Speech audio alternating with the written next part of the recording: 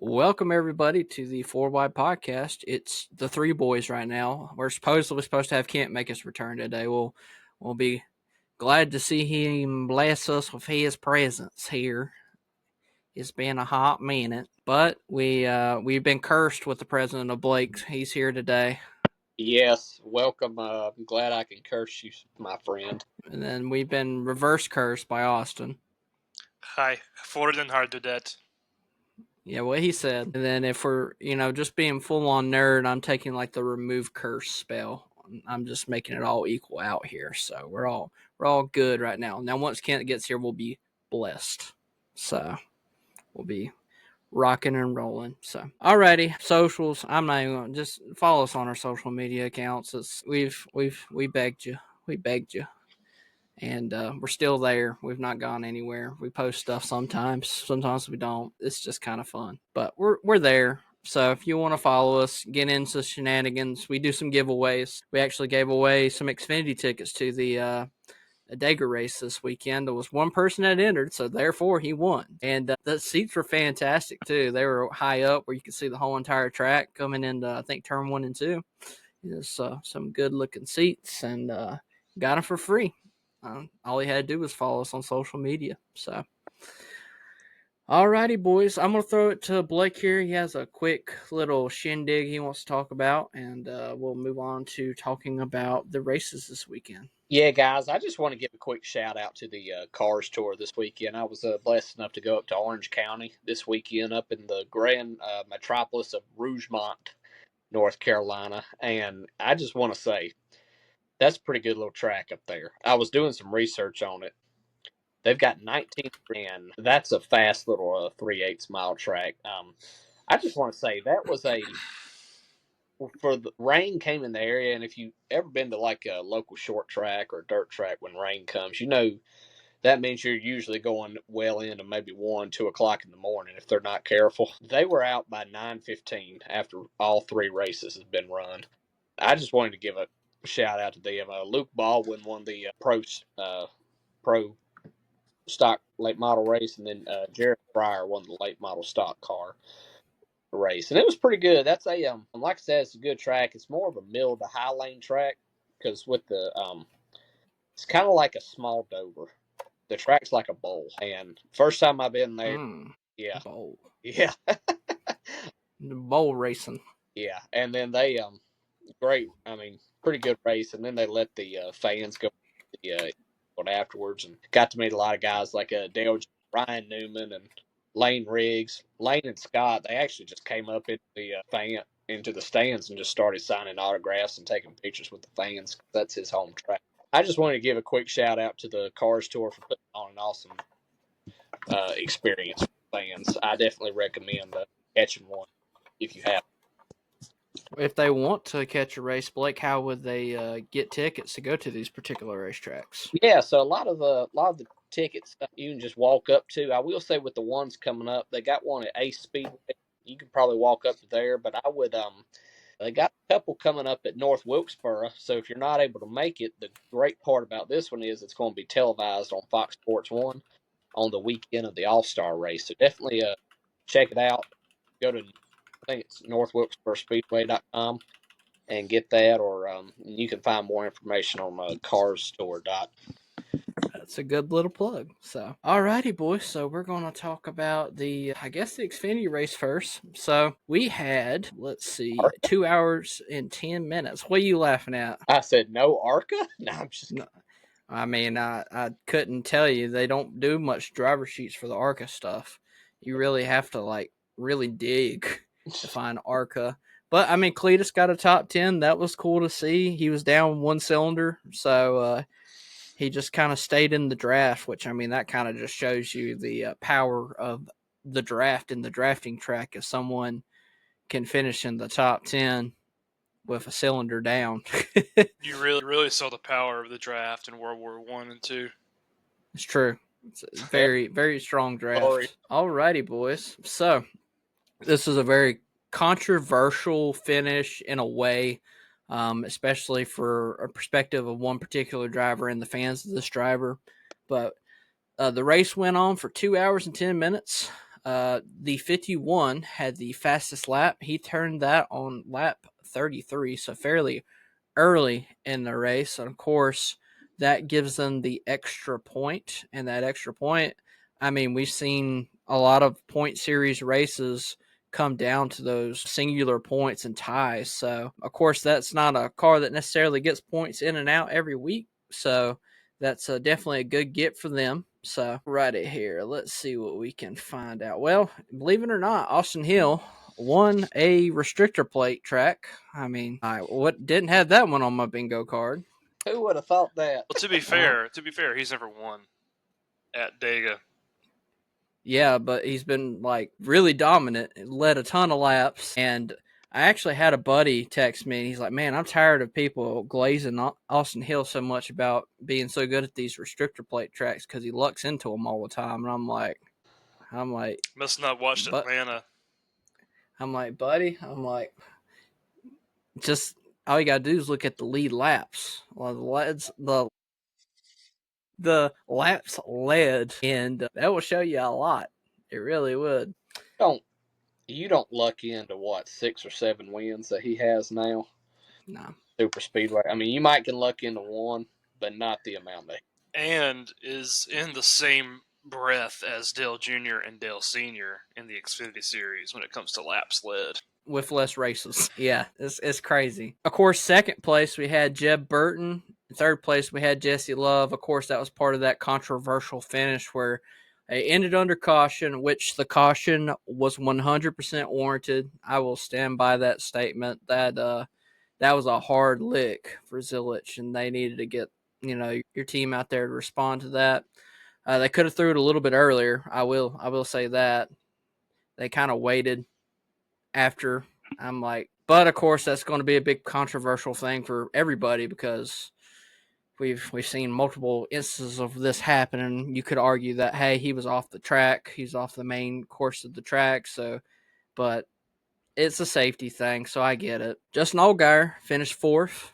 Matt DiBenedetto, top 5, first top 5 of the year. So that he was really good this week. Really paying attention to him in the draft. He was really working both lanes. I mean, all 3 lanes when possible, and it was good to see him up and about. And the same thing with Anthony Alfredo and Blaine Perkins, 6th and 7th. That's one of the great things about these restrictor plate tracks. Is you see these drivers that are not necessarily in and out of the top 10 every week. So it's nice to see these drivers get some good, solid finishes. Harrison Burton, Sheldon Creed, Daniel Dye. So top 10 for Daniel Dye once again. Sheldon Creed at 9th. That's a good rebound after the last 2 weeks, which he actually picked up a new sponsor this week with Ollie's. That's a new sponsor, I believe, in general for NASCAR. If not, it's been a while since Ollie's has been on a car.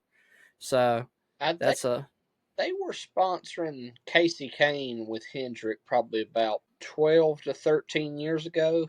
So a little while. And I think they had a stint with Dave Blaney, if I'm not mistaken. But it has been a while. So, and then just a few random finishes in regards to failures of accidents and stuff. We had Jeffrey, Eric Almirola, Catherine Legg, Greg Van Alst, Ryan Sieg, William Sawalich, and Parker Resloff all had incidents or engine failures. Sawalich was the only engine failure. The rest of them were accidents because we had only 5 cautions for 23 laps, but we had a few cautions that are the quote-unquote big one, right? So we talked about that last week. In general, with Austin, he talked about it. I will say the average speed going around Talladega this weekend was a whopping 138 miles per hour. That is the average speed this week, according to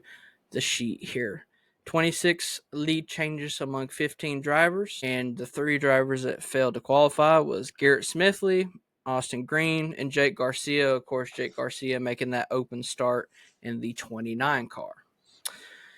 So, I mean, I guess the number one thing that we really want to talk about here is the finish. I kind of talked about my perspective on this, but I'd like to hear both of your perspectives. It was nice to see Jeb Burton being emotionally involved and really showing his passion for the sport. You hate to see what happened to him in regards to where it looked like he may have won the race. And yeah, it's just a big ordeal. And that could, like I said, could have been eliminated a little bit by them throwing the caution a little bit earlier.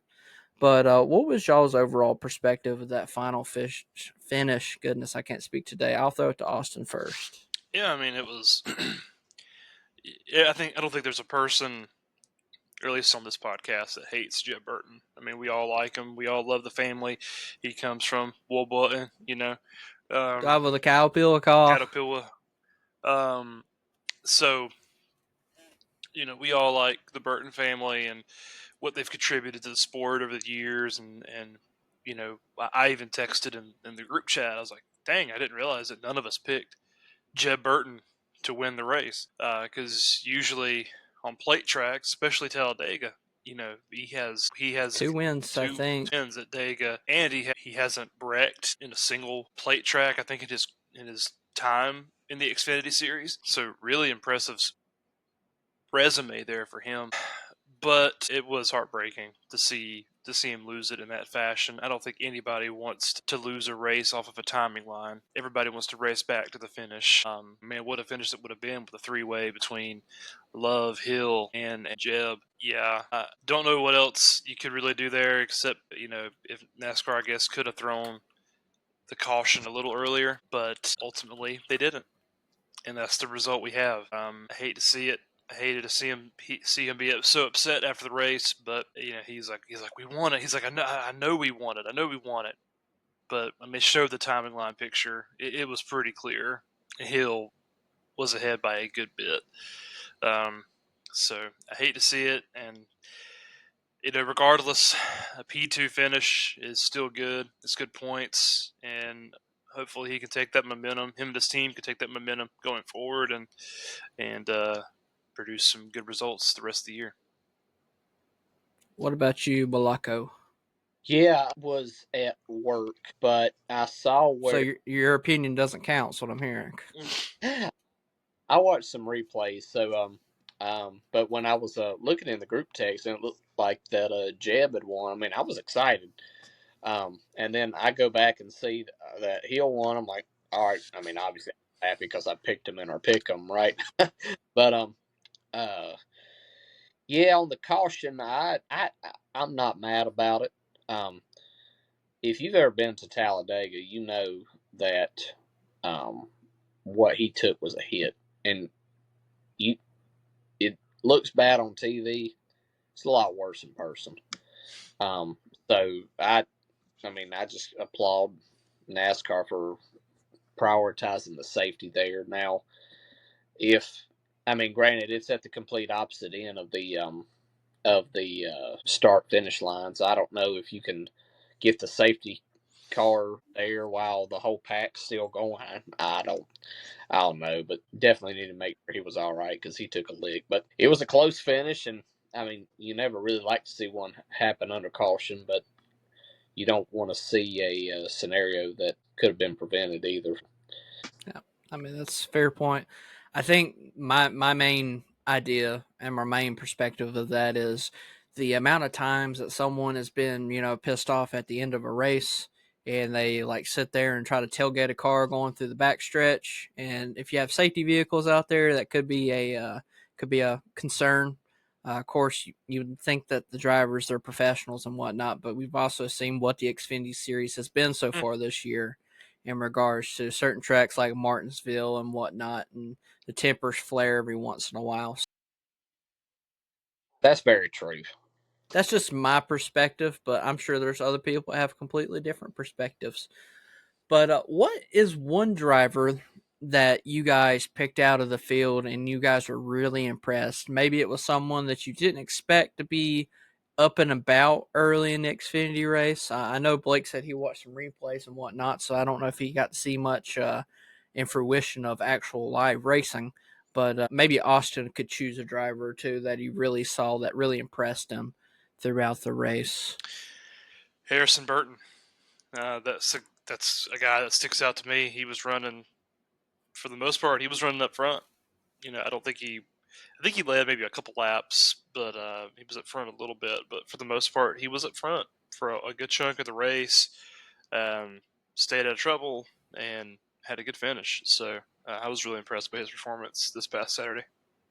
Yeah, he didn't lead any laps, but he did get both stage points. He got 8 and 10. He got 8th place and 10th in the 2 stages, and then he finished 8th overall, so he got points in all 3 stages. That's a good points day for Harrison, and that team's been really strong this year. Mm-hmm. For a team that couldn't throw, you could come up with any analogy, man. They were missing way, way, way off last year and even years before. So it's good to see them do well in fruition. What about you, Blake? Is there anybody that you've seen throughout the this race in particular that impressed you? Yeah, I mean, we alluded. I think you alluded to it a little bit earlier, but honestly, Matt DiBenedetto get a top 5. That last year, I think he finished 7th in this race, and he was just part time last year. And I think it was that race that I think Viking was like, okay, maybe this might just be our guy. And I think he's been a good fit for him. I think that team's got a lot of potential. They're still young, but I think they have a chance if they could get a couple missing pieces and just put them together. I think you could see them be a consistent top 15, top 20 car. I mean, there's a lot that goes into it, but I was happy for Matty D's weekend there for sure, and happy for Viking as well. I think my impressive performance, it might be kind of a cheat here because it was since he ran both the Xfinity and the Cup race. But honestly, Anthony Alfredo was really impressive this weekend. In all honesty, he was able to finish pretty high up in that last stage, and he led some laps when it came to the Cup race. So that was really good to see for Beard Motorsports in that 42 car. So that would be my my driver if I had to pick one other than Matty D. 62. Yeah, 62. I don't know numbers. Numbers are backwards. I've got dyslexia. I don't know anymore. Hey, you don't have dyslexia. I can't weed my own disease. I don't know what's going on. Any other highlights from this race? Of course, we've seen a lot of 3-wide racing this race. I felt like, of course, it's always fuel conservation mode when it comes to these races, it seems like. And you can't really tell it when you're watching it because you're seeing them, all packed up, but that's essentially what they're doing. So did you guys feel any particular way about the racing that was going on this weekend? Were you irritated because there was nowhere to go? Because you had 3 wide instead of 2 wide, so there was no availability to make it 3 wide for the whole entire race. We're still on Xfinity, right? Yes, sir. To me, I didn't mind the Xfinity rate. I like that the third line can get started with a lesser amount of cars than what the Cup car does. And we'll talk a little bit about the Cup one later. But I like that with the Xfinity car, you can get a little bit of a run. It's not as big of a punishment if 2 or 3 cars want to try to make a lane in that third lane. So that, to me, I like seeing that. Like, all right, who's gonna take that risk? Whereas if you're watching the Cup race, it's like, all right, which 7 or 8 guys are going to try to are going to try to run, especially when the bottom 2 are running full throttle. You're going to have a lot of cars jump out. But with the Xfinity Series, it's fun to see, all right, who's going to be that those 1 or 2 people who's going to be willing to risk it on that high line. So I do enjoy that. What about you, Austin? It didn't bother me. I thought that overall the Xfinity race was more entertaining than the Cup race. Oh, Agreed. It was a lot more entertaining, a lot easier to get runs started, and maybe it's because they have a better car. But it was a lot more entertaining. I felt like it was a lot easier to get those runs going when you wanted to. The finish was a lot better. Yeah, I mean, I don't really know what else to say or add to that. I feel like it was overall a better racing product. I will shout out Catherine Legg this weekend. Ran a fantastic race before Eric Almirola just decided that he was going to shift in front of her and ruin her day. She had a really good day going. So That was definitely Almirola's fault. I feel like that's universally accepted for most people that are actual racing fans. Yeah. But when it comes to like social media haters, they'll say otherwise. Which I mean, it's not nearly as bad as what they were talking about in Rockingham with Swalich and whatnot, because there was no, she was being super slow. No, she was literally in the pack, drafting with the pack. Yeah. So and just not even at the back of the pack, but it looked like mid pack at least. yeah. Honestly, a really good run. I think she even touched the top 10 at some point, pretty close to it. So that's a great race for that team and for her. And of course, she'll be making numerous starts throughout the year. So really looking forward to seeing what that she ends up doing. So, I mean, we'll move on to the Cup race. So we got Blake's favorite Penske driver, Austin Cindric, caught the win, his third win of the win of his career. If you don't include, of course, your dual races and whatnot. 2 of those are plate tracks. Yep. The 500, his first career win, and now Talladega. And of course, we've seen his win last year, so he's won in back-to-back years. So, yep. I mean, you can say what you can say, but he's won back-to-back years. He may have lucked out in regards to one of them. I don't think he really lucked out this week because Penske's just incredibly strong. But of course, last year it looked like Blaney was going to win that race, and then had St. that. Louis. Hey, look, I ain't mad at it. I mean, he drove a strategic race. That's what you got to do, especially with this car. So he did what he had to. So I'm not going to try to be a hypocrite like the whack job couch racers you see on social media and all that. So he drove a fine race. He led 7 laps, baby. That's all he needed was 7 laps. That's usually about 6 more than what the typical winner does there. It's true, in all honesty. So after, the disqualification and everything that went on, we'll talk about that here in a minute. Kyle Larson ended up finishing second this week. So that's probably a career best Talladega finish, I would say. Yep. For that 5 car. And then you got William Byron right behind him. He's always solid at plate tracks, and specifically at Talladega. His average finish was around 7 going into this race, so I imagine that improved that statistic a little bit. Should have freaking picked him, but who picks Larson for a plate track? I'll talk about Byron. Yeah, Noah G finished 4th. That's a fantastic finish for Noah. Congratulations on that. He actually finished second in stage 1 as well. So, and he actually led 10 laps. So that's a good day for old Noah G in that Rule King Ford. Got Chase Elliott. So 3 of the top 4. Good God, I can't speak today. 3 of the top 5 were Hendrick drivers. So Chase, Larson, and Byron. Hocevar and the Ride the Dente, baby. Ride the Dente finished 6th. Alex Bowman finished 7th. I mean, that's a decent performance. He would have done a little bit better if, him and Byron were able to make a move towards the end of the race, but we'll talk about that. You got Mr. Bubba Wallace in 8th. Daniel Suarez in 9th in that fantastic-looking Wendy's Frosty 99 this weekend. That was a really good scheme. And to cap it all off, we got Austin Dillon finishing 10th this weekend. We had a couple of drivers have some incidents on the track and a few that were post-race. We had BJ McLeod have a overheating issue. He ran 71 of the 188 scheduled laps. Chris Buescher was, of course, involved in an incident. Same thing with Christopher Bell. He got sent by his own teammate by pushing just the wrong side of the car. And we've seen that happen numerous times on these plate tracks. Brad Keselowski, Kyle Busch, and in regards to that pit road incident, that took Brad Kay and Ryan Blaney out of contention.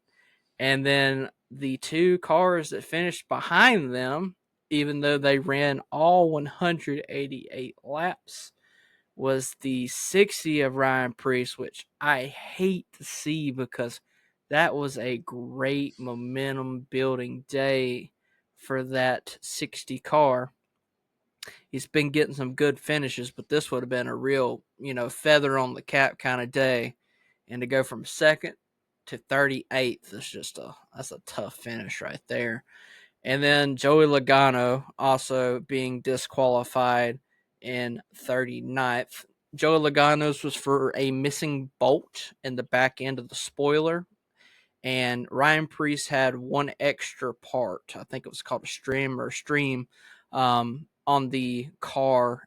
He's supposed to have 2 and he had 3. So neither of those were going to be contested by the respective organizations of RFK or Penske. So that's the baseline.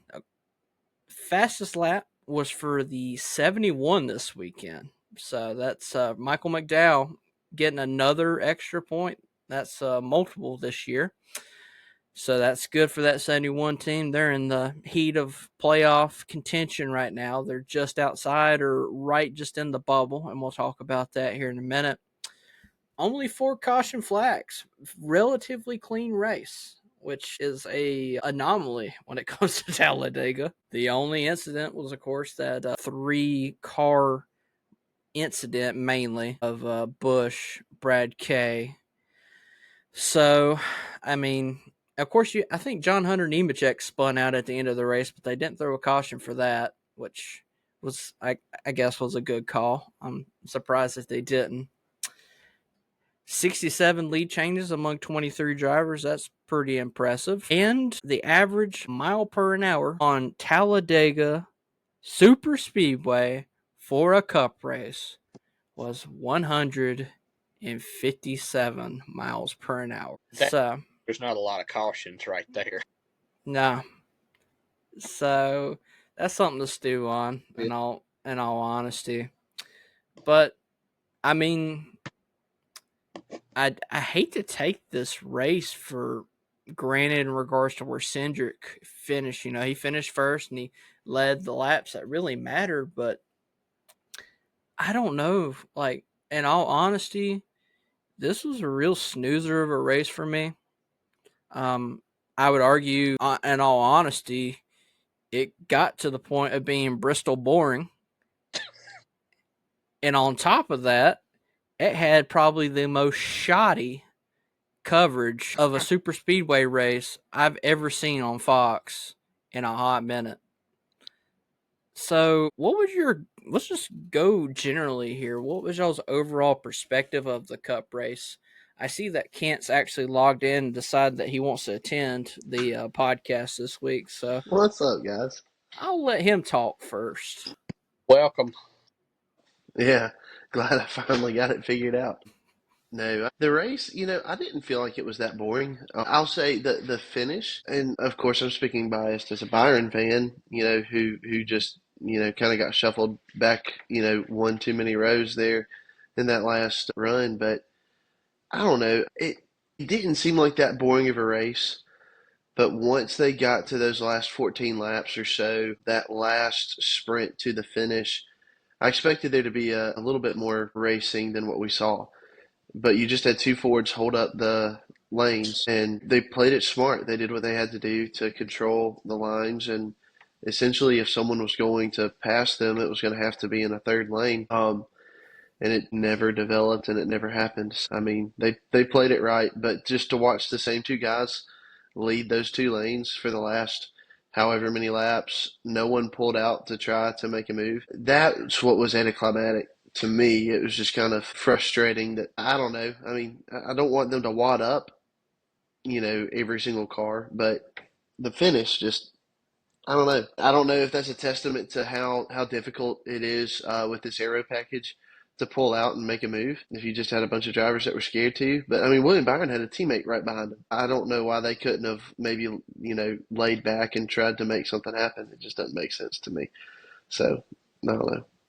I will say that with the Cup cars, even if it's only 2 cars that go on that outside groove, you're still going to be shot to the back. Bowman tried it at Daytona, and no one went with him, and he was finished like 18th going into the final lap. So it's really tough to make those moves when you don't have the stability of cars behind them making that third lane. There was no one going out behind them to make any progression of a third lane, maybe 2 or 3 cars, but they were so far back. It wouldn't have been able to do much, but I mean, Now, I will say this though, if y'all want to look for something that was entertaining, have y'all seen the in car of Bubba Wallace's last lap?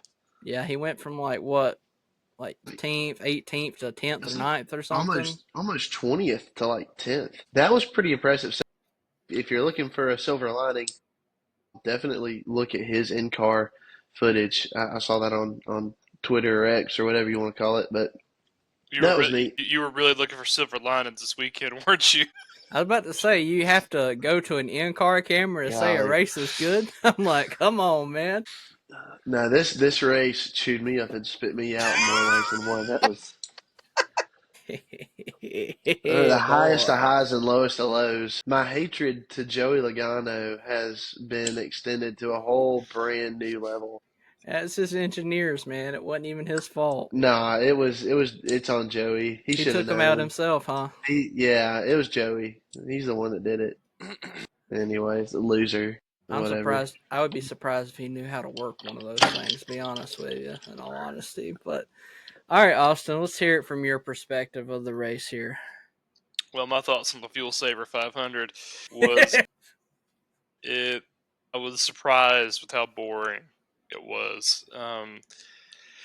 Yeah, they were 4 wide, but they weren't racing. They were just logging laps, going 4 wide around the track. I mean, yeah, there's the potential for stuff to happen. Somebody gets loose or somebody takes a bump wrong, but never did happen. So I was pretty bored, to be honest with you, and I hate to say that for a Talladega race. I love the place. We all have been there. We all know how awesome it can be. And we kind of hyped it up last week. We really did, yeah, and it sucked. Y'all hyped it up. I had nothing to do with that. I knew it was gonna be a snooze fest. What are y'all talking about? I was right the whole time. I'm never wrong. No. Yeah, we'll look at your hot take record to dispute that fact. Oh no. But yeah, it was really disappointing, and it just goes to show that they need to put more horsepower in these cars and maybe do away with stage brakes. What about you, Mr. Balaco? So I struggle with this Speedway package. All right, and so I'm just going to kind of outline my struggle here because face value, I'm sure for a new fan, it's going to look entertaining. All right, so here's kind of my 5 things that I look for to see if it's a good race or not. I want lead changes, passing, unpredictability, for them to race in multiple grooves, and tire fall off. On face value, you've got 4 of these things, but for the competitive side, it's like, do you really? Because they're running 4 wide for the lead, but they're fuel saving, and it's like if somebody gets out front by half an inch, then if somebody else gets out by half an inch, you're running 4 wide. And you look at the passing, you look at the statistics for this race. There was I think it's somewhere in like the 19,000 to 21,000 green flag passes range. It was obviously unpredictable until the last 20 laps where they're going 2 by 2 like ducks to a pond. They were racing 4 wide. So at face value, you would look at it and I'm like, I like what I see. But, because the fuel saving, what you're seeing is fake. And so that's where my struggle is as a fan here is like, did I enjoy watching it? I mean, face value, yeah, but I also know that it's really all just kind of fabricated because they're just fuel saving. They're not racing. And as a fan, I don't want to go pay and see a fuel saving race that's the whole race. I mean, if it becomes a fuel mileage race at the end, that's one thing. But it just, they fuel save the whole race, and then the last 10 to 15 laps when they usually race, they're all going full throttle because the cars has so much drag on it, and they can't even race then. It's like, it's just so anticlimactic. I wish they do need to do something to the car for the competitiveness of it. Yeah, I feel like it's just an overall fair perspective. But my gosh, man, what about this TV coverage? I was ready to just pick up my monitor and just slam it this weekend. Did y'all listen to Door Bumper Clear at all this week? Yeah, Kyle Busch was in the studio. Pretty So good. great episode for sure. One of the guys that called in, I think, said, "What was it? Wendy's had 2 side-by-side commercials with less than 8 laps to go," and he was like, "I'm never going to Wendy's again. I've had my last Frosty. I will never again eat another Baconator." I don't know. What are we doing? Why are we doing? Like, I get, like, if side by side they showed the last 10 laps, why are we even doing that? There's 8 to go at Talladega. Lord knows there hadn't been any racing so far up to this point. This is our only window for us to possibly see any racing for the rest of the race. We didn't, but still, I mean, like, there should have been, I don't know, should have been something different there. Well, can I play devil's advocate on that? I agree. They shouldn't ever go to break 10 laps or less, but it ain't like they're going to race. And if Wendy's has paid millions to be on there, you might as well get them in there, because it's like, well, we know Yeah. nothing's going to happen. If they're And to full your point, it throttle goes for back 2 to laps. yeah. I mean, to your point, I mean, it kind of goes back to the whole, it's a problem with the package. It's a problem with the product that's on the track currently. It's not a problem as much with the broadcast. The broadcast can only do so much at that point. But I don't know, that was my biggest takeaway from the broadcast. What did you notice, Cole? Like when you're talking about like during the bulk of the race, what did you see they needed to do different? So I don't know if it was on the actual TV side, but I usually watch it on my computer, so I have it.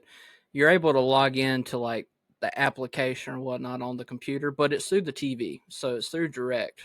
Is who I have, and they were literally talking about the pit stop cycle. In the middle of the pit stop cycle, Larry Mack literally just started talking, and they went straight to side by side. I'm like Larry Mack didn't finish his statement at all. It was just he made his first sentence and then went straight to side by side. I heard nothing. I'm like, what are we doing here? And then they come back from commercial break, 9 laps to go. They finish 2 laps. Like, all right, we're going back to side by side so we can see the finish of this race when Toyota can, buy, 15, 20 laps so they can talk about their 3 drivers that were still in the race. It's just, I'm sorry. It's just very irritating. You know what I love is that because of Toyota, we're going commercial free, and then it cuts to the slow image of Toyota, like completely blocks the screen, and then it sits there for like 3 seconds, and then slowly goes away, and then you see the racing again, and it's like, what if something happened, during that time? Toyota If commercial free. To your point, Austin, like with the full screen deal, if I had $1 for every full screen replay during a battle for the lead, I would be a wealthy man. A wealthy man. I'll tell you this much: four wide podcast would be on Chase Elliott's hood this weekend at Texas. I mean, like it would. We would have some money. I don't get it. I don't get what's up with the full screen replays. There's never no. We don't need that. I think they had that figured out in the '90s, like back in the CBS days. Like I think they just knew better than that. And here we are in 2025, and they're like, let's cut in, and like for the first second, it's like this slow fading graphic that just takes up the whole screen. All right, we'll show you this replay. So we don't need this right now. I really could care less. That's in the past. I don't know. Anyways, that's just me. I feel like if we had the money to sponsor a car, we'd definitely be sponsoring William Byron this week. We want to be in victory lane. Hey, look, I hope you're right. I hope you're right. It must suck to have the first pick and not be able to pick William Byron. Man, Y'all seem so confident he's gonna win, and I'm sitting here thinking there's no shot. I know who. Well, Austin, can I pick Hamlin this week? Look, I haven't pulled up. I never am I able to think you pick the Right. can. gossip. I think you You can. can pick Hamlin. Yeah. All right, then I'll probably now we'll see how things go, but that's You're probably gonna gonna be curse my best Hamlin. bet. I'm down with that. Like y'all know that. I'm down with that. Hey, look, I was sitting. I relived this. I was talking to somebody about it yesterday. I was sitting like right PTSD. where Chase Elliott right hooked Hamlin into the wall head on at Charlotte, and I knew immediately Chase did it on purpose. And I was like, man, Yeah. yeah, I'm kind of bummed it took Chase out, but I'll tell you. That was pretty cool. He didn't do that. He had that coming. I'd seen Hamlin put him in the wall about in the last 4 laps. But anyways, I've never been a Hamlin fan. His podcast, it didn't get to me. I know it got to y'all. It didn't get to me.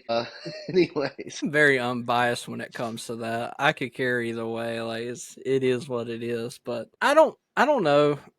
I hate to take it, and we'll talk about Cindric for a little bit, but it really does come to that racing product that's irritating. Where the Gluck poll, this was the second worst race this year, um, right in front of Bristol. I believe it was. Let's see here. I got it pulled up here. It's 39-61. So so how that's sad a is lot that a better. yeah? How sad is it that a side by side finish, a side by side finish, gets a 39% approval rating with the NASCAR fans. That's sad, but it doesn't mean anything when you first of all you disqualified the second place, a very popular second place finisher. You disqualify him Yep. 2 hours after the race, so now it's like, well, it was side by side finish. Oh, no, it really wasn't. Um, and It's like a it's ghost like car. exactly. And that's all it was. It was a car that was just blocking William back. He would have won it. Um, but it's just annoying. Look, there goes my phone. It's just annoying. But He's throwing anyways, stuff. yeah, I'm He's throwing stuff. That gummit. William Byron should have. He was robbed. He was robbed. Oh boy. I mean, let's just talk about Cindric for a little bit. If there's a guy that is due for a plate track win for the last few years that's led a lot of laps, I mean, Cindric's probably got to be right up there. I fully agree with that. He's done such a good job on the super speedways. I considered picking him this week, on which I should have. We'll talk about that here in a second. But I honestly considered picking him because he's been super strong leading laps, and it's just been wild to me. So it was good to see him win. And in regards to everything that was going on with his race, it was just a good effort by that team, and I just was really impressed. And to see him as happy as he was when he got outside the car, that is what NASCAR is about.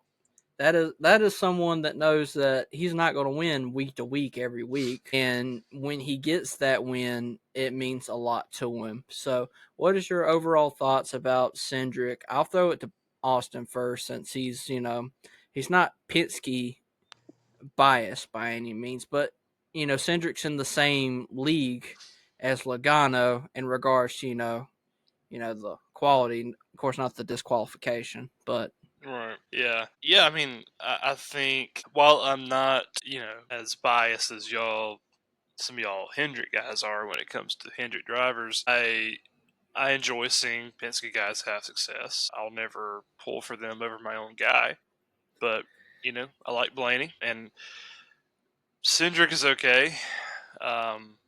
I just been kind of waiting on him to kind of show something. It's like that meme of that guy with a stick poking, like, come on, do something. do something. That's how I felt with Cindric the past couple of years. I mean, imagine like your first career NASCAR race, your Yeah, the NASCAR Cup Daytona race, Daytona 500, 500, baby. you win, and then you don't do nothing for, for like 2 years.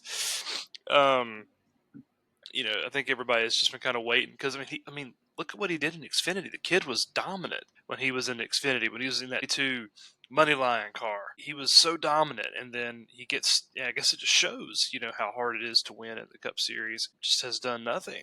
So I'm happy to see him get the win. I just want to see more of it. just for the sake of Penske. I want to see more of it. I want to see him putting out the numbers. You got 2 champions on your team. You got Blaney and Logano, 2 NASCAR champions on your team, and you have 3 career wins to your name. Come on, bro. Like, you're in good equipment. You got the same equipment Blaney and Logano do. Make it happen. I would argue a little bit. He's got the same equipment, but obviously it's kind of like the whole Hendrick thing, right? You got 2 cars that are essentially really close to each other. I wonder how it is to be a 3rd car in a 2-car team compared to a 4th car in a 4-car team. In all honesty, I would imagine that, of course, they do share a lot, but I feel like he's probably one that definitely doesn't get as much materials. We'll call it. That would be my one solar argument for him, but I really don't have a lot to stand on. And I really don't got anything, no dog in the fight either. It's just kind of a different perspective to really think about. Well, I told y'all this past week that 50 points he got fined for right looking sure does matter a lot now, doesn't it? I mean, yeah, I mean, my theory is he's probably the most closeted silver spoon driver there is in the Cup Series, because his dad works for Roger Penske, and Penske Used to work. He stepped down. Okay, he has very close ties with Mr. Penske, and so I'm like, dude, the Wood brothers is outrunning you, man.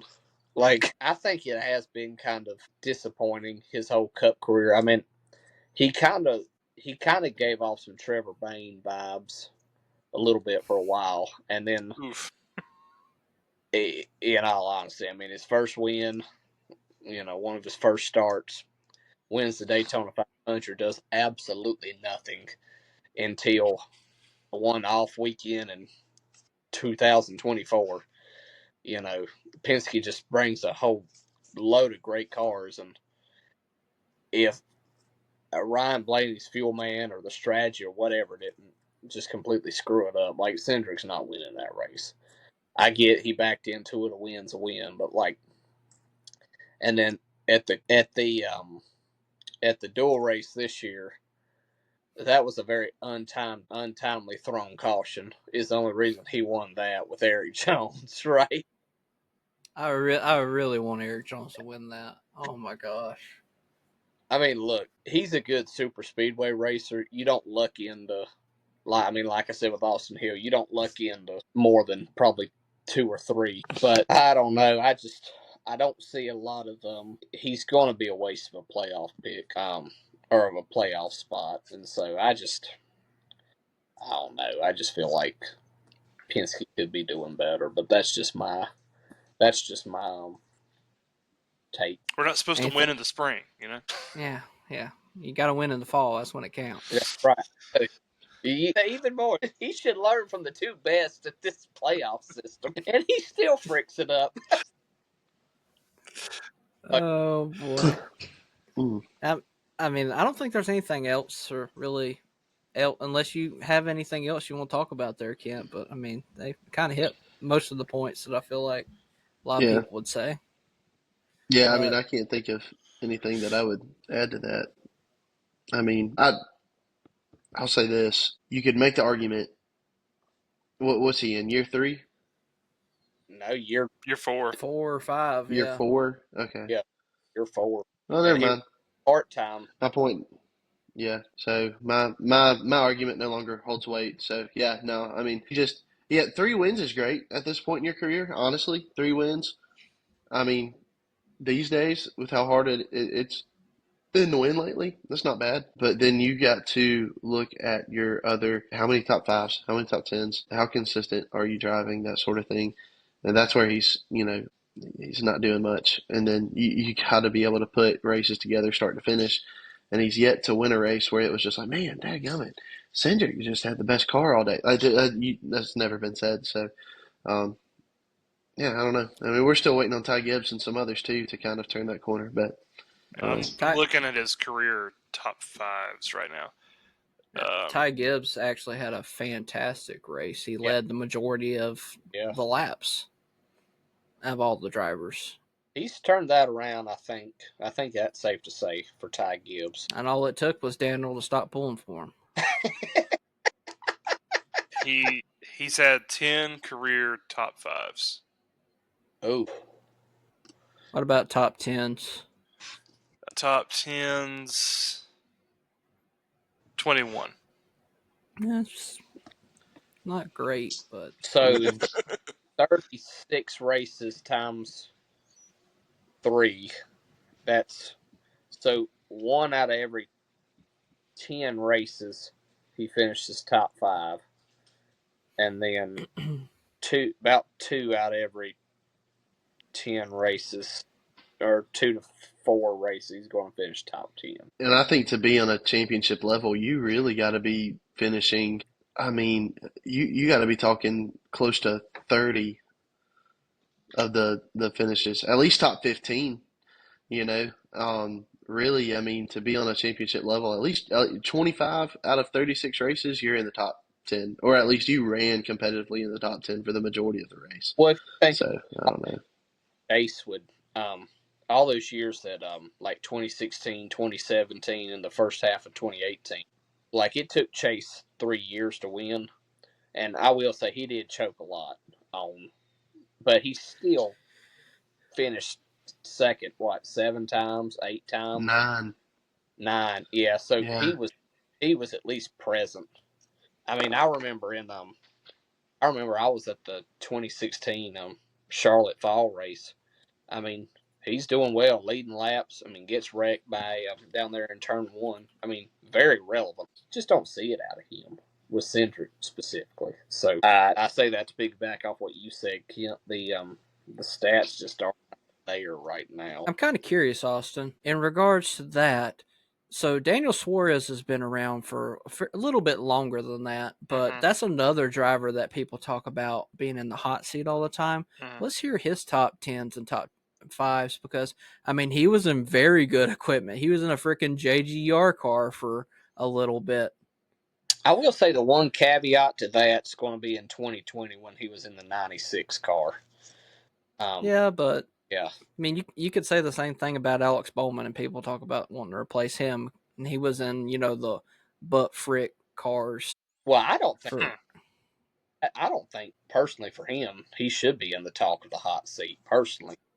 Well, people are stupid on social media, so they're like, put Justin Haley into 48. Like, okay, Yeah, as that worked out real well with the Childers, didn't it? Yeah, it sure did. According to what I'm reading, he has 6 career top 5 finishes and 13 top 10s. And that's with a few more years, I believe, in the Cup level. Let me see. When was his rookie year? It was. I don't care about Xfinity Series. He does. 2017 was rookie year. Yeah. So he's been in the Cup level for a while. 2019 he was with Haas, right? I guess so. And then 2020 was the Gaunt brothers.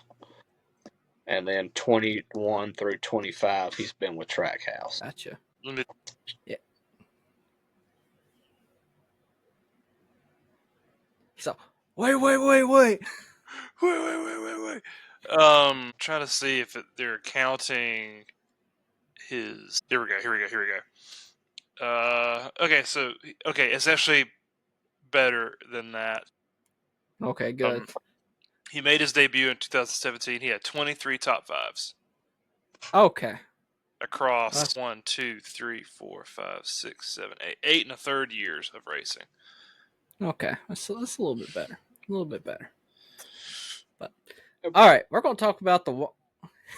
Let's move on. Yeah. We'll talk about one last thing here, and we're just going to skip straight past everything here. We're going to talk about our Pick'em series this freaking weekend, and I'll let Austin take over for this cluster frick of a week. Oh man, possibly the wildest week I've ever had with the Pick'em series. Man, so I picked Brad Keselowski, Cole picked Kyle Busch, Blake picked Ryan Blaney, and Kent picked Joey Logano. So everything was great. Freaking. Until that nice little pit road incident where Kyle Busch got into Keselowski, got them both loose, and then Blaney just goes right through and nails Keselowski in the right front. They both go to the garage, and so me and Blake were like, okay, I don't think Keselowski's coming back in. We thought maybe Blaney had a chance. He did not. So I was like, okay, let me check the NASCAR app. I was like, I know Keselowski's last because he took the biggest hit. There's no way. And sure enough, Blaney is behind Keselowski in the standings. And so I was like, okay, cool. Blake is last. He has first pick next week. And so we're like, okay, it's down to Kent and it's down to Cole, who has Kyle Busch with the damaged car. So as long as Joey finishes all the laps, we should be good. Which he did. Not to mention, Cole should have picked Kyle Busch this week.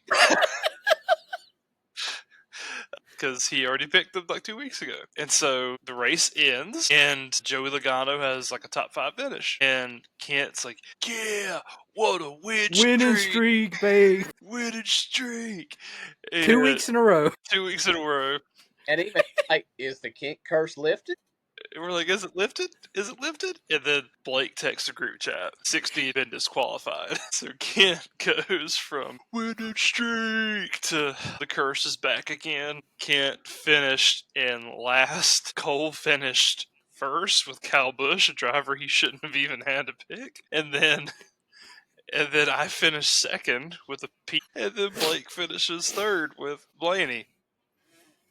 Boy, again this week is like a Lightning McCars, the first one where he's just like wheel hopping.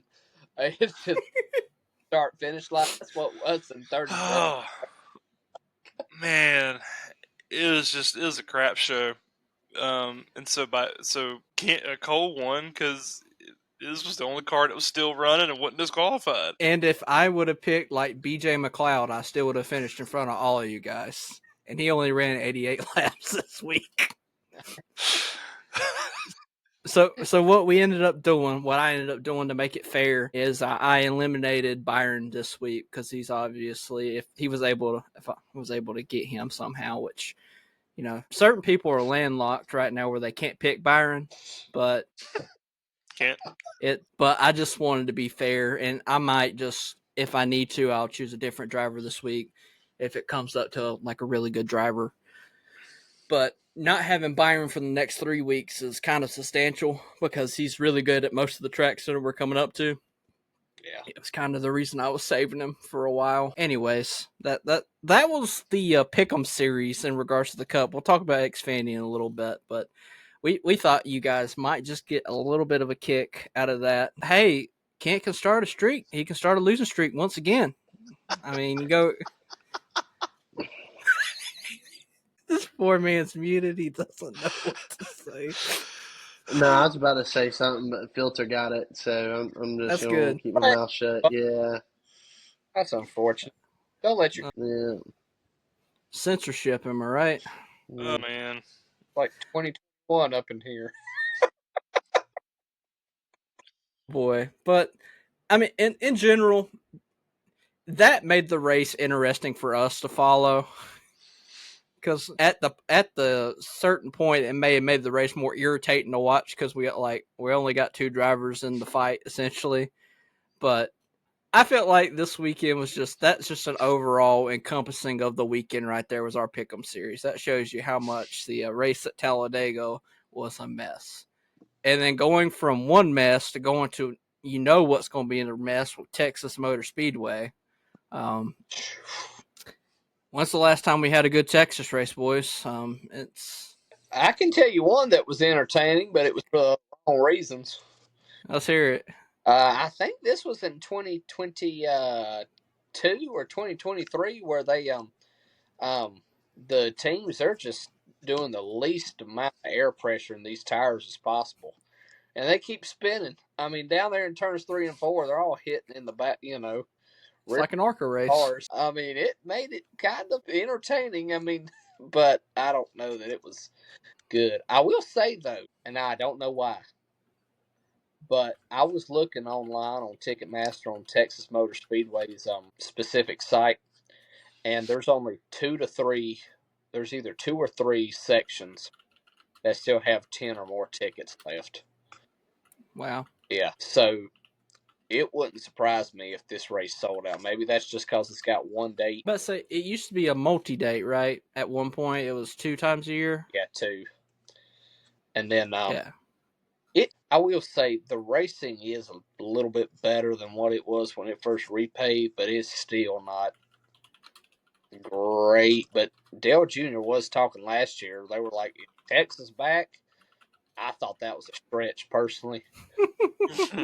That I'm equated with Dale Jr. though. I mean, I don't want to sound like, like I'm trying to put myself on the level of him, but I was just like, I don't know. But maybe that's too much of a Texas stigma, Yeah, that's fair. But I mean, we got some interesting trucks and stuff we got week by week here to follow. Of course, the Truck Series is back this week. That'll probably be the best race this weekend, if we're being honest. You got the number 1, Brandon Jones is returning. Of course, he drove that truck at Rockingham. The 07 is going to have Sanchez in it. It's a really good track for Sanchez. I think he finished second at one point. Carson Hocevar is going to be in the 7 truck, so that's going to be interesting. And then you're going to have and Stephen Parsons in the 20 car or the 20 truck.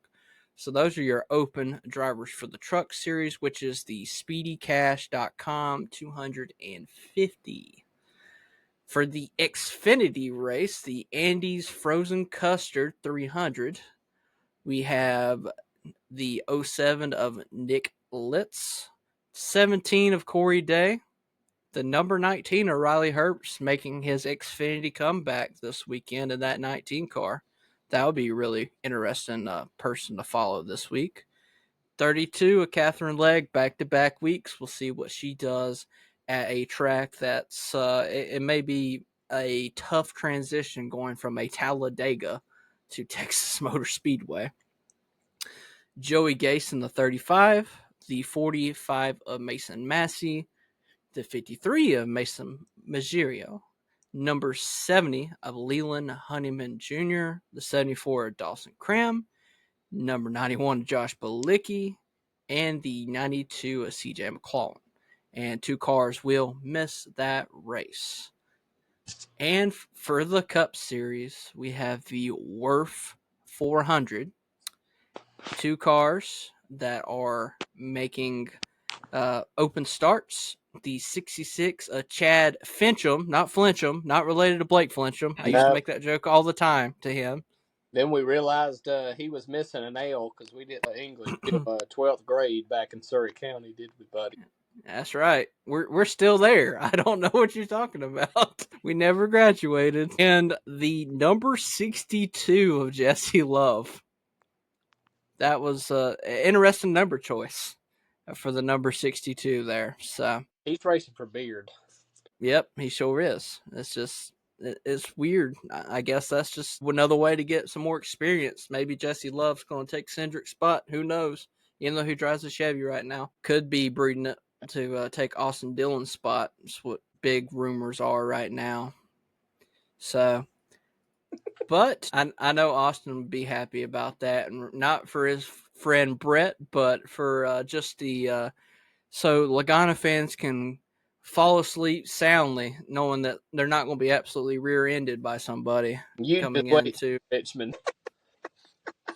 I heard Austin Dillon may retire, but Matt Kenseth was going to drive that car at Martinsville. So I don't know. We'll see. That'd be basically the same driver right there. Just a few more championships, right? A few more wins and a few more championships. And top fives, top tens. Yeah.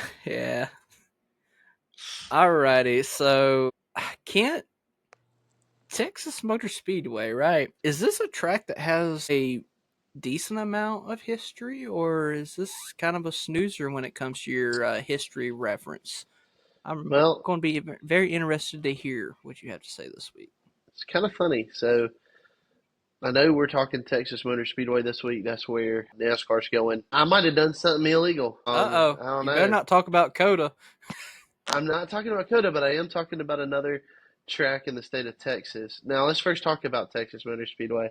Texas Motor Speedway was one of several tracks. I say several, but there were several tracks there towards the late 90s, early 2000s of these, what we call these mile and a half cookie cutter tracks. Your tracks like, Atlanta was reconfigured in 1997 to look more like what Charlotte Motor Speedway had been for a long time.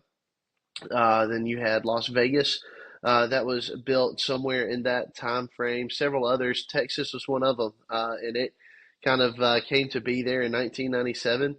I mean, huge. If you look at some of these first races there at Texas Motor Speedway, even up through the peak of NASCAR in the early to mid 2000s, you see front stretch grandstands that go from just at the exit, not even the exit of turn 4, all the way down into turn 1, just absolutely packed with fans. Not 135,000 was the Yeah, capacity. that's crazy. And then all the way down the back straightaway, just packed with fans from turn 2 to turn 4. Absolutely insane. I wish I could have been at a Texas race in the early 2000s just to see that many people at the track excited about that kind of racing. But we know that throughout the years, the racing got pretty rough. They reconfigured the track. It got worse. And so I'm switching it up though. I want to talk about a different track. One that probably, I'd say up until about, I don't know, 7 or 8 years ago, I didn't even realize it existed. And now it's gone. But Texas World Speedway. Are y'all familiar with Texas World Speedway? So I see a couple shaking their head. All right, so and a couple nodding. There we go. So Blake's not. Here's here's what Texas World Speedway was. Essentially, it was a carbon copy of Michigan, a 2 mile wide,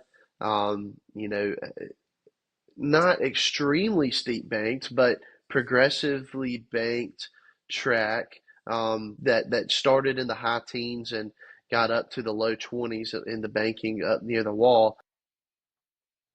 That Richard Petty seemed to be the one who had a grasp on this track and got a lot of the NASCAR Cup wins in the late 70s, going into the very early 80s before NASCAR quit driving at this racetrack. I would love to do more research into why NASCAR quit going there, but when you think about Fontana, think about that style of track, it almost hurts us now to think, man, we're never going to see that kind of we're never going to see another restart at Fontana, right? Like that's a bummer. I would have loved to see what could have been if they would have just continued to pour resources into Texas World Speedway and keep the track up.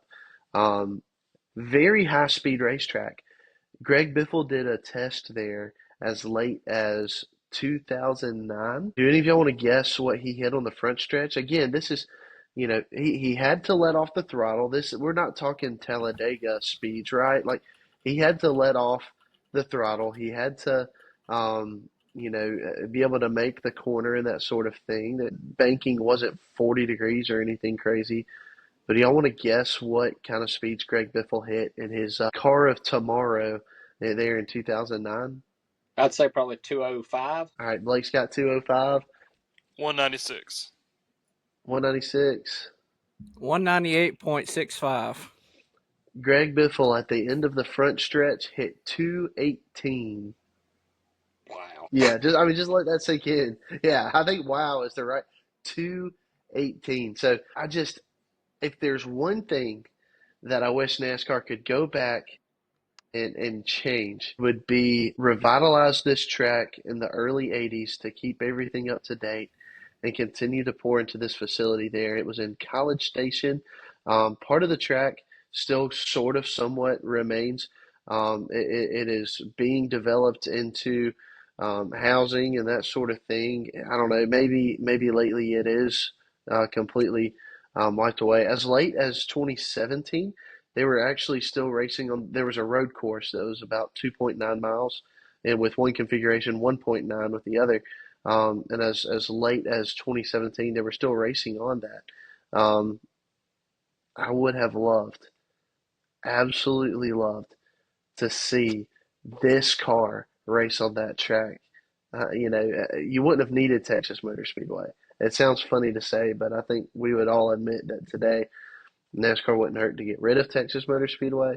I'd love for that to change, but uh, man, College Station, Texas had a Michigan type speedway and just couldn't maintain it. So, but anyways, there's your history. I threw a whole other track at you, but just relevant to Texas NASCAR history.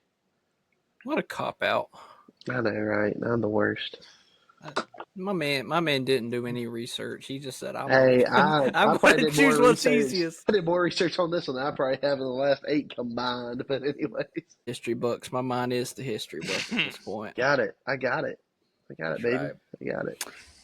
If only your statistics from the past would help you in the present, you know? Speaking of the past and the present, we'll go to Austin with the track specs with this track because it's been through some, what we call the ringer. Yeah, we're about to go through the ringer having to watch it. The Texas Motor Speedway is a track that at one point in time, as Kent mentioned, was a hot ticket for NASCAR fans. But as of the last 8 years, statistically, by viewership and by Jeff Gluck's polls, it's been one of the worst tracks as far as the racing product goes. Some of the most boring snoozer races have been in Texas.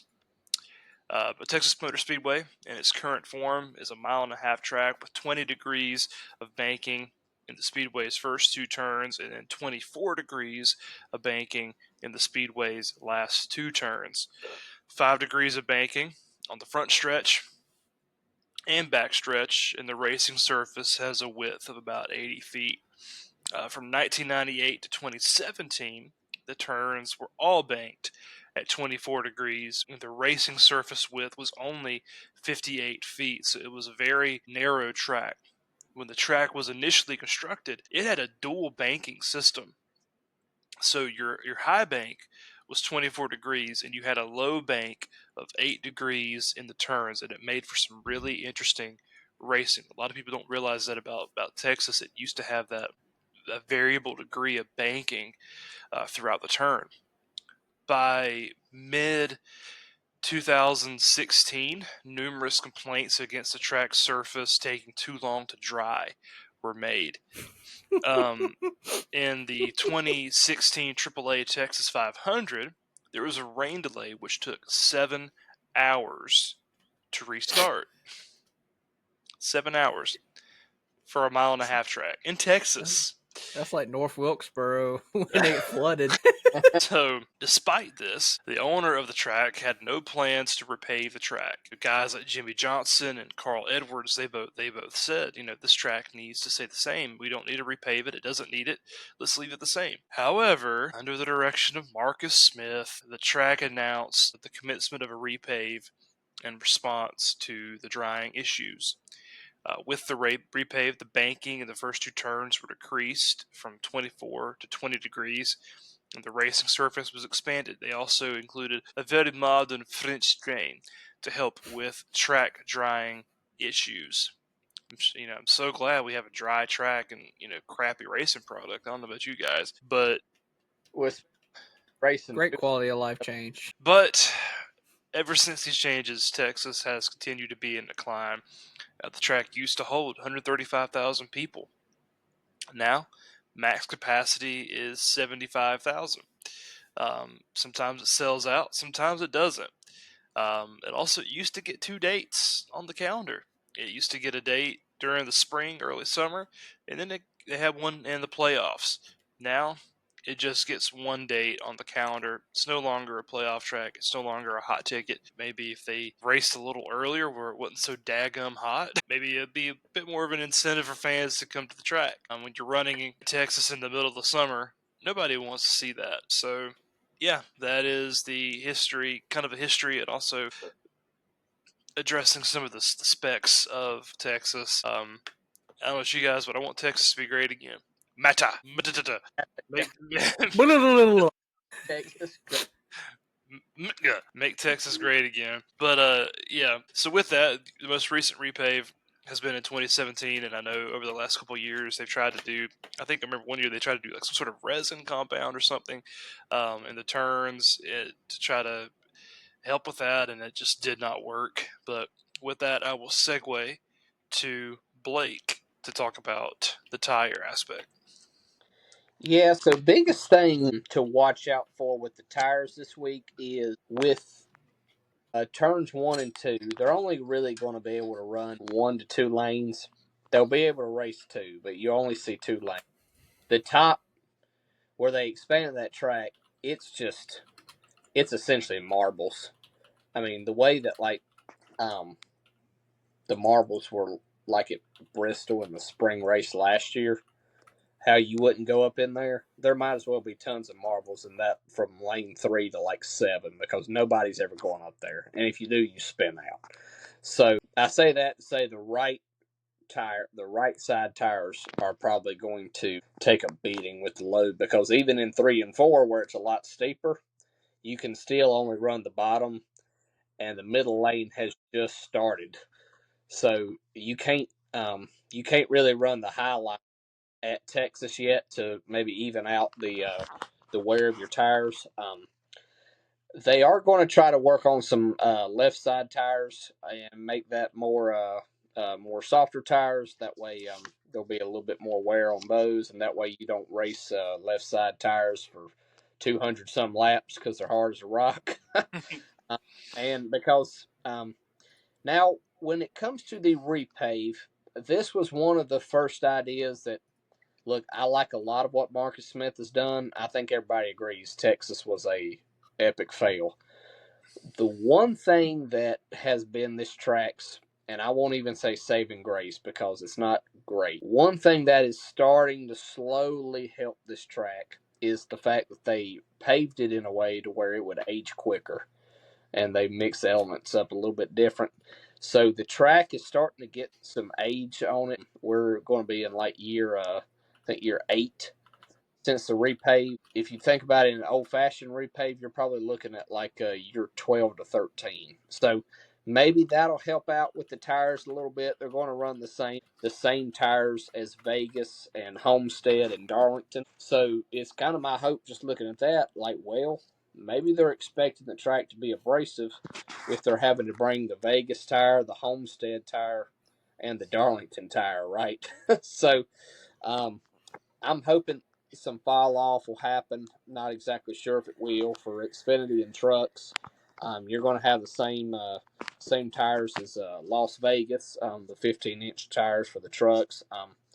For the weather this weekend, because that plays into some tire wear. Is it going to rain?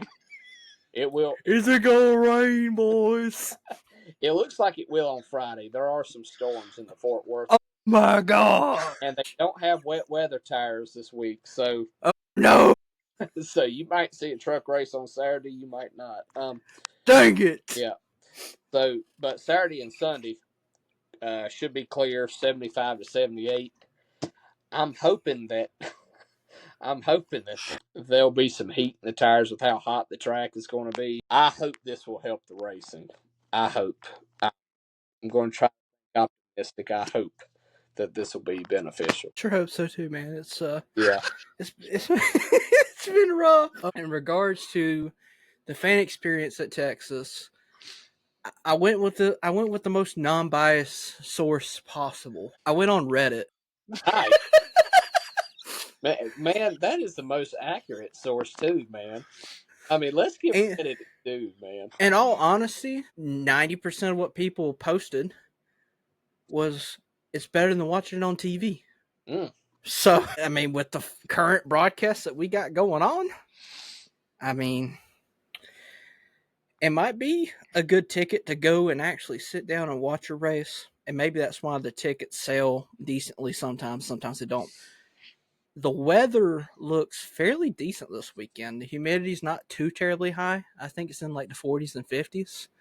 Which, I mean, Texas, man, it's brutal out there. Yeah, I saw Saturday and Sunday it's going to be like 78 overall on the degrees. So make sure you don't wear any shirts and no sunscreen, especially if you're Kent. No shirt. No shirt. No shirts allowed. And in regards to the fan experience side, I beg people to go buy tickets and whatnot. But if you do live in Texas, I mean, Texas has a personality to it. The people of Texas have a personality, and I would imagine that would really be encompassed by the track. Like the personality of Texas really comes through the atmosphere. So maybe it's not as crazy as like a Darlington, South Carolina, because that crowd is like wild. Right.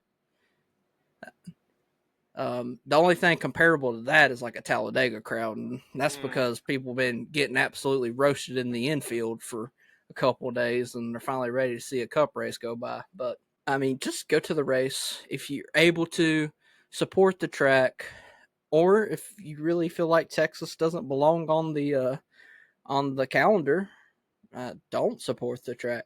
I won't say not to support the broadcast because NASCAR needs the numbers in whatever regard that they can get them. Xfinity Series has been doing fantastic this year. Mm-hmm. Truck races have been doing pretty good this year. In all honesty, the stability of it. Of course, that is through Fox, but it's a different booth. Yeah. And with the variety of changes that they've made, with bringing different analysts on in Fox. In the Truck Series, it's been very interactive. It's changed week to week. Not expecting the same thing. Hopefully, the fan experience will be good this weekend. But if you don't like Texas Motor Speedway, feel free not to support it, and I would understand. But I feel like NASCAR overall needs whatever it can get at this point. So but if you don't support it, that could be a reason to go, so that way they can have money to redo this thing. Just repave it into a road course so we can have the 9th road course on the schedule for next year. They have a road course. They already have an infield road course. Just make the whole thing a road course. Let's make a plot twist. Do the Texas Roval. You're going to be riding lawnmowers. And also, Texas Motor Speedway has the largest infield video screen of any of the NASCAR tracks. So there's a fun fact for that.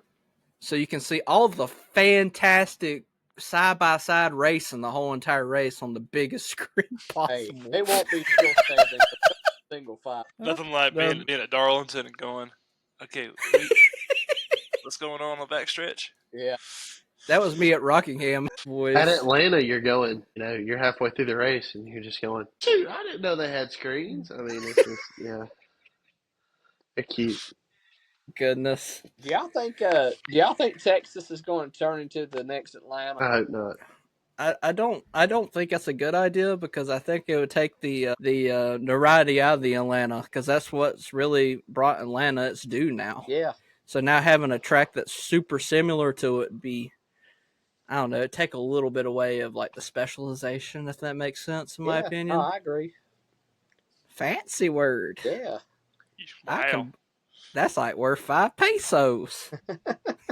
That's a big one on Scrabble. So honestly, guys, I did not keep up with the spicy takes this weekend because of the crapshoot that was last week. So I'm just going to say that we probably all epically failed on our spicy takes like we do every week. I know that I said that Cletus was going to get a top 5, and then you're like, that's not spicy enough to say win. So I'm like, all right, Cletus is going to win. So I know I was at least 9 spots away from that. Yeah, well, you wouldn't have got a top 5 either. You would have got a top 10. Yeah. So close enough. Yeah.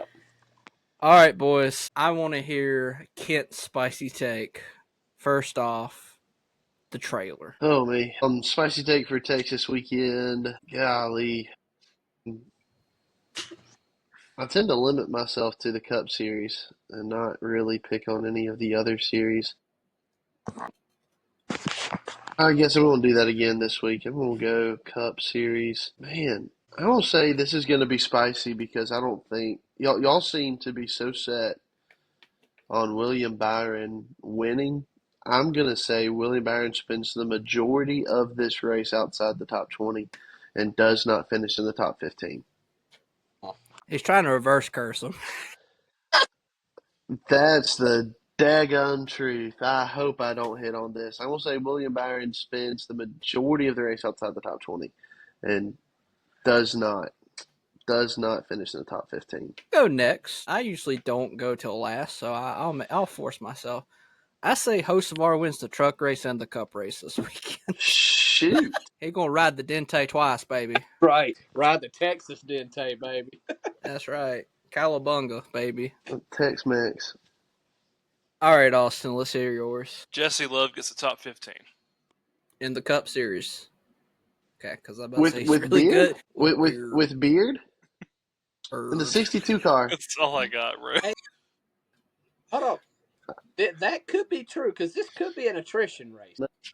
I guess if it's like it was a few years ago, maybe. But I don't know. I think he's gonna struggle. Now I would love, but that they get their equipment from they have alliances obviously with them coming over from RCR, and RCR ain't worth a flip lately, and so I don't see it going well. Beard is used to setting up for these plate races. When was the last time they even raced on a track that was not a drafting track? I don't know. So I don't know. I was a little bit. Tell us, you historian. It was the summer of '72. No, I'm just kidding. I don't know. I don't know. I don't have a good feeling about it. I think he finishes outside the top 35. I mean, I don't think it's. Which I That's guess why it's called a spicy take. With fire. I don't know. Yeah, I know that's spicy. That's on fire. Like call 911. I'd love for it to happen though. I mean, I'd really love for that to happen. So are you saying his is like worse than mine? Because I have Hocevar winning 2 races. You see, you're gonna hit on half of that, I think. But I mean, the Cup race, yeah, that's wild. I don't know if Hocevar's in the top 3. You got to give him a chance. He'll Austin Dillon somebody to get through there and win it. So I don't know. All right, Blake, let's hear yours. I was going to do something related to Hocevar, but I'm not going to. Screw you. No. Screw you! You took my idea. And then I'm going to say the race sells out this week. You want to go spicier? That's I don't know. That's pretty spicy for Texas. Well, you said what? The seats were pretty much already full? That is, if they don't pull some stunt like they did with Martinsville this year, where it looks like it's going to be a sellout, and 3 days later you see, 3 days before the race, you see that 60% of the seats are not even sold. Well, that's because they're resellable tickets on Ticketmaster. Now this was even with the verified resale tickets. I really feel like there's some people that just are able to get underneath the Ticketmaster gate there and just. Yeah. All right, if that's what your spicy take is, I mean, you know what? Whatever. I'm going to say Texas sells out in a world where Texas probably should not sell out. All right. Well, what a way to end this off. I should probably went last so I could said Hocevar is going to sweep the races. I really got nothing. I'm literally hearing crickets outside right now to that. All right, Austin, take it away, and we'll be finished up with this week. Okay. So, Okay. looking at the Truck Series, obviously we haven't seen the trucks since Rockingham. I finished last, the last truck race, so I picked first. And I think I got a pretty easy pick this week for myself. Give me Hocevar in the trucks. Freak. All right. Kent, my friend, you pick after me. You cannot pick Corey Day, Larson, or Brandon Jones. Man, Texas. Oh me, why not? I'm gonna go. That's a smart pick. If Hocevar wasn't racing, that's probably who I would pick. All right, Coleman. You can't pick Riggs, Heim, or Sammy Smith. Freak. Give me Stuart Friesen this weekend. Average finish of 5.7 in 3 races and a win. All right, Blake, you cannot pick Byron, Riggs, or Heim. You kind of got the short end of the stick this week, buddy. Yeah. I think you should say Frick squared. Give me Chandler Smith. All right, just an update on the standings. Blake took the lead after Rockingham with 19 points. I'm second with 18. Ken is third with 17. Cole is last with 16. Moving ahead to Xfinity, recapping this past week at Degas. Kent finished last with Almirola getting, as I put in my spreadsheet, wrecked. Almirola wrecked. Cole finished third with Poole, finishing P19. I finished second with Love, finishing P2, and Blake finished first with Austin Hill, finishing P1. Looking at it, Kent, you pick first. You cannot pick Allgaier, Jones, or Almirola. Who are you taking? Give me Mayer. All right, Sam Mayer. Cole, you cannot pick Love, Allgaier, or Poole. I can't believe I got this guy. Give me Austin Hill back-to-back weeks. All right. Average finish of 5th in 4 races. Let's see. Pick next. I can't pick Larson, Mayer, or Love. I would love to have Love for this too, but there's still some better drivers out there. I'll take Allgaier. That's fair. He has Average finish of 10th. Has 3 top 5s here. Yeah. So, let's see. On to Balake. Balake, you cannot pick Mayer, Sieg, or Hill. Who are you taking? Can't pick Mayer, Sieg, or Hill. Give me, I'll go Jesse Love. All right. Looking at the standings, I'm in command of the lead for the Xfinity with 31 points. Get second with 27, and then Cole and Kent are tied for the last with 26 points. Looking at Cup, we already recapped the craziness. Kent unfortunately finished last due to the Logano DQ. Blake finished third with Blaney finishing 37th. I finished second with Brad Kay finishing 36th. And Cole finished first with Busch finishing 29th. So, horrible day of picking. But looking ahead into this week, Kent, you cannot pick Elliott, you can't pick Byron, and you can't pick Logano. Elliott and Byron, that's tough not having for Texas. Who are you considering going into this weekend? I was already leaning JGR, and so the two that I'm leaning towards are probably Bell and Hamlin. If I had to pick right now, I'd probably say Hamlin. Okay. That's fair. Let's see. Blake, you're picking next. You can't pick Larson. You can't pick Hamlin. You can't pick Blaney. Who are you looking at going into Texas this weekend? I mean, obviously Byron. If it looks like the weekend's going well, that's probably going to be the easiest, most likely one, right? Mm-hmm. Yeah, That's fair. That's fair. Myself, I'm honestly looking at Chase Briscoe this weekend, depending on who is available. I can't pick Reddick. I can't pick Brad Kay. You know, those two are really good at this track. I'm not expecting Byron to be available for me. Even if he has a bad weekend in qualifying, I might still pick him. But honestly, I'm leaning Briscoe. Briscoe hasn't won Texas, but he's consistent. He's consistent in putting together top 10, and top 5 finishes. And I'm just looking for good value because it's not like I'm going to pick him for anywhere else. So, you know, at least until I see something else out of him. So, yeah, I'm going Briscoe. Yeah, his average start is usually 22nd, and his average finish is 7th. nice. So, yeah, that's who I'm kind of leaning towards. Coleman, you can't pick Bell, you can't pick Busch, and by your sacrifice, you can't pick Byron. Who are you leaning towards going into Texas? My sacrifice by Creed just played in my head when I'm sitting here thinking about this. So Brad is obviously one that stands out. The last 3 races, his average finish is 5.7. So it's a good guy. Reddick's another one that I would consider, especially, you know, Kent talked about JGR, but I feel like 2311's been so solid this year. I mean, outside of Bell and Hamlin, JGR has been pretty lackluster, where Bubba and Reddick have been putting good races together. But I also got to consider Suarez at this racetrack as well. His average finish is around 8th. So those would be like 3 drivers that I will consider. And my favorite pick is the 4th place pick because you're trying to get the best value out of what drivers are left, and that usually plays into your picks next week too, if you're strategic with it. Yep, going into next week, we get Kansas. And just a reminder, we only have 3 races left on Fox. Yes. So we're about to get through.